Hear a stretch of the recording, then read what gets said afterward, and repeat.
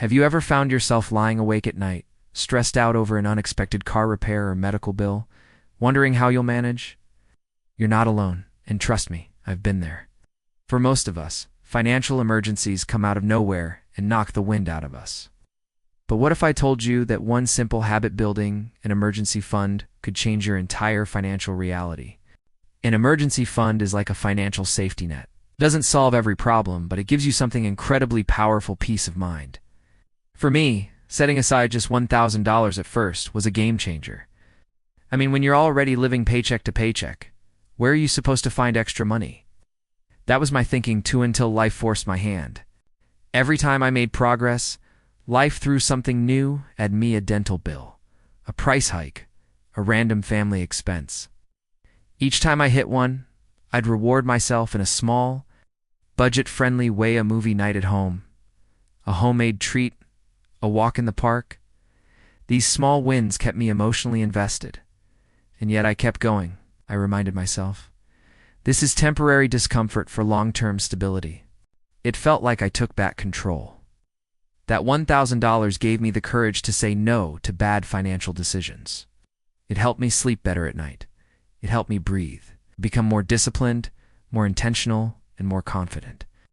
You stop reacting to life and start leading it. That's the power of an emergency fund. It's not just savings, it's security, an inconvenience you were prepared for. I canceled unused subscriptions, paused eating out, and even sold old tech and clothes I no longer used. I used that money to pad my fund. I picked up extra shifts. I started freelancing. I said no to things that drained my account, and yes to what secured my future. Then 3. Experts often recommend 3 to 6 months, and I now understand why. The more you save, the more resilient you become. After a brutal month of back-to-back expenses, I realized I had zero backup. I wasn't just financially stuck, I was emotionally drained. Start small. Even $10 a week adds up. Make it a habit. And before you know it, you'll build momentum. Remember, progress over perfection. And don't forget to check out my next video where I share budgeting hacks that actually work even if you hate budgeting.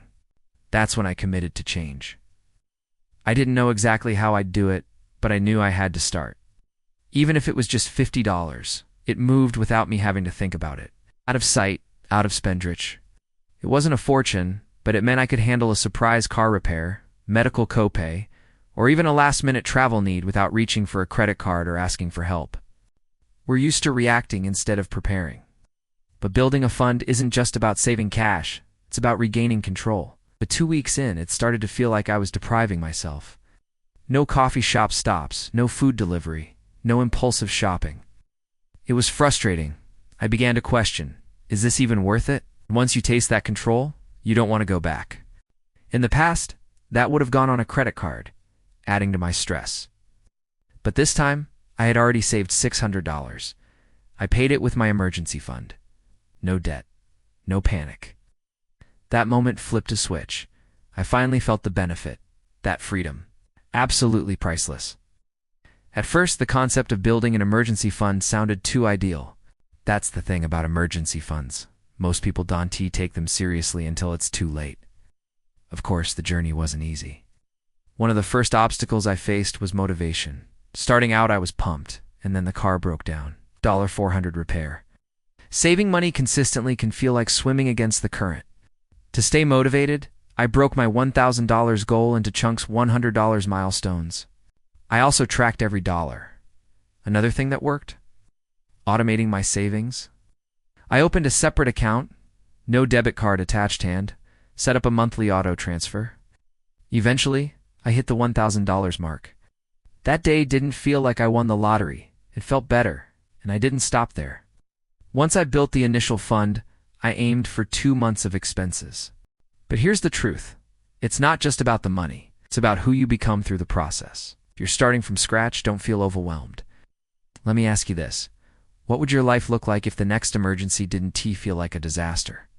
What if it was just, that's the life I live now? And I want that for you too. So here's what I recommend. 1. Set a realistic goal, maybe $500 to start, then aim for $1,000. 2. Track your expenses, cut what you don't need. 3. Automate your savings. Consistency wins. 4. Celebrate small wins. Stay motivated. 5. Never stop. Your future self will thank you. If this inspired you, drop a comment below and tell me what's your emergency fund goal this year. Let's encourage each other.